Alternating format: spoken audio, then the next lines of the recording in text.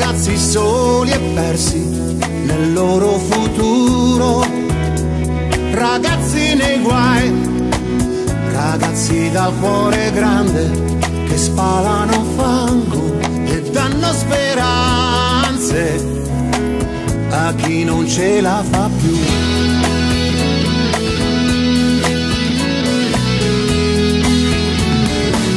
Ragazzi soli come le vele senza il vento in alto mare, ragazzi messi al muro dall'indifferenza, ragazzi uniti da Facebook, a volte impulsivi, col viso senza più sorrisi, con un profilo virtuale, così va via la realtà.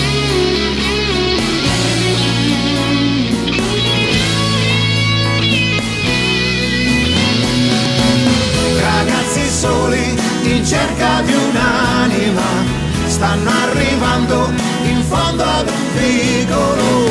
Dobbiamo fare come i vecchi hanno fatto per noi, guardarci dentro, cambiare strada in fretta e poi andare avanti a testa alta insieme a loro.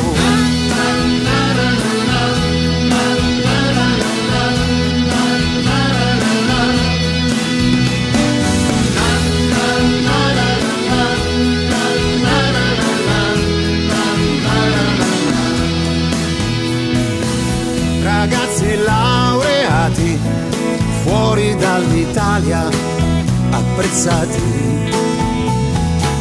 e come non capirli se sono indignati. Ragazzi parcheggiati nel buio da troppe promesse mancate, stretti nello stesso disagio a inseguire qua e là la fortuna, ragazzi sempre in disparte, inascoltati ma decisi, che danno il fuoco alle idee, così la notte va via, va via.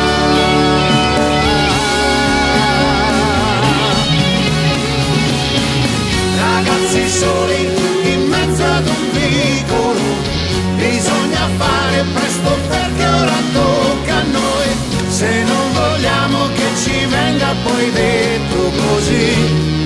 Cari signori, la colpa ce l'avete voi, la colpa ce l'avete voi, certo signori, la colpa ce l'avete voi.